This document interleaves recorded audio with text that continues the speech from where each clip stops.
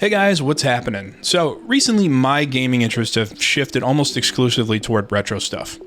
And in order to get a more authentic experience, I decided to buy an old CRT TV. In addition to that, I also wanted to outfit an old PC of mine with something called CRT Emudriver, which basically is a custom driver that allows old Radeon GPUs specifically to output console-like resolutions from back in the day, so like 320 by 240, etc. Now, in addition to playing emulators, I also thought it would be kind of interesting to see how the definitive versions of some old console shooters would play on this television as well. And of course, I'm talking about Nightdive Remasters. I just thought it would be kind of interesting to see if it's possible to start them up and just play them without much tweaking, or if there's issues that pop up, and exactly what those might be. So what I ended up with was just 4 games that I chose at random. I really just decided to just kind of go down the list of ones that I own and what I was wanting to play at the time. So without further ado, let's see how they held up. Looks like Doom 64 started right up, which is a good sign. The intro's playing with no issues. So cool. Well, good. It started right up, and it looks like there are really no issues with Doom 64 from the jump, which is cool. At least in my case, there's not. So it looks like this is fully playable in this setup, which is really cool. Looks like we're off to a promising start. I will time-lapse the rest of this level, and if there aren't any issues, I think I'll move on to the next game.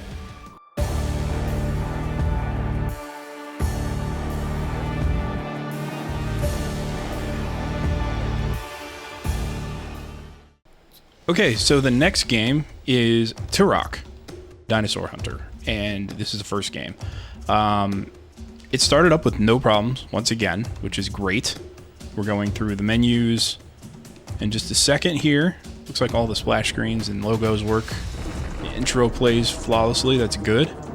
This looks pretty good so far. I'm pleased. So far we're 2 for 2 on Nightdive Remasters, running on really old hardware, and being playable on a CRT, standard def CRT, and 480i. Let's see how this goes.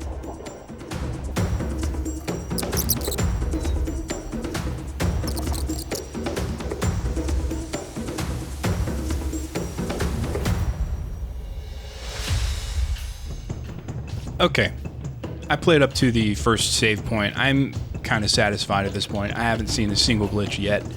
So the next game I'm going to try out is the classic Quake. Okay, so... Whoa, what's up with my gun? Oh, sorry, I'm leaning on the keyboard here.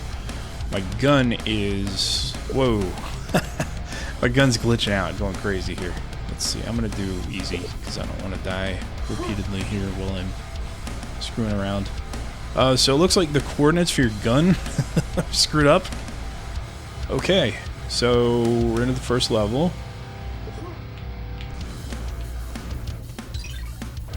Let's see. Is my gun still going crazy? It is not. Interesting. So, it's not going crazy anymore. It was only going crazy in the intro hub part. What happens when I start shooting at guys? Okay, there goes the gun again. The gun's going all freaky on me again. Okay, so... whoa, look at the gun. Look at the gun now. Okay. In fairness, it still works.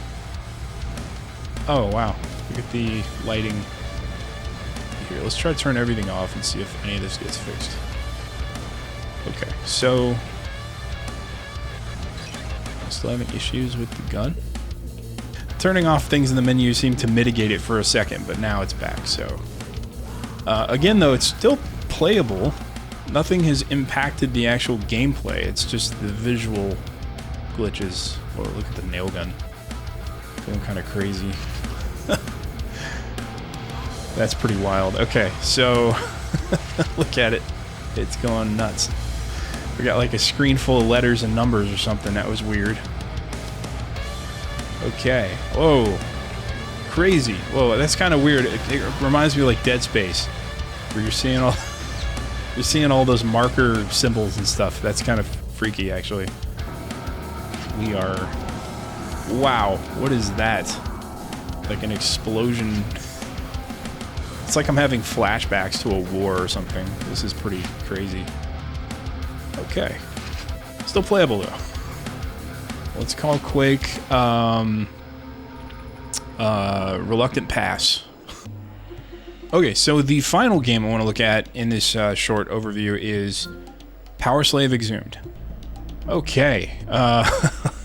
Yeah, that looks like a mess. Wow. Yeah, this is not playable. This is the opposite of Quake. Quake I could deal with. Okay, before I give anyone a seizure, I'm going to stop that. Let's try having the frame rate and see how that affects things. Huh. Okay. Well, would you look at that? It seems to have stabilized. The flickering, anyway, it's gone away, so...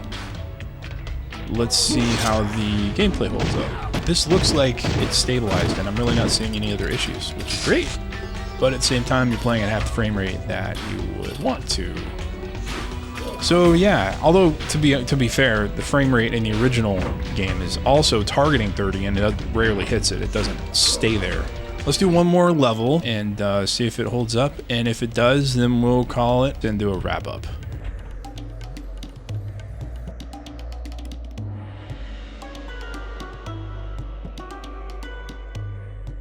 All right, well, that's kind of interesting. Doom 64 and Turok really didn't need any tweaking whatsoever. They just kind of ran with no issues. I was kind of getting concerned this might be a really short, uninteresting video, and it still might be, but as soon as I hit Quake, I noticed that issues started popping up, and then Power Slave was even worse. Totally unplayable unless you capped at 30 frames per second, and although Quake has issues with the gun positioning and it looks weird, that one is actually completely playable regardless of the visual glitches. That's all they are, is just visual glitches. But yeah, Power Slave definitely needs to be capped. Now, the funny thing is, because you're capping it to 30 frames per second, that's basically what the original console versions ran at. But that's not entirely the case. They targeted 30 frames, they didn't always hit it. And in addition, with the Nightdive re-release, you do get dual analog controls, and most importantly, I think, you get checkpoints, which is very, very helpful on the later levels, which are much more difficult. Yeah, I'm going to leave it here for now. Let me know what you thought of this video. I'm not exactly sure what to expect. So if you liked the video, please hit that button. If you didn't, feel free to hit dislike, and subscribe if you'd like to see more. Hit notifications and ring that bell. Till next time.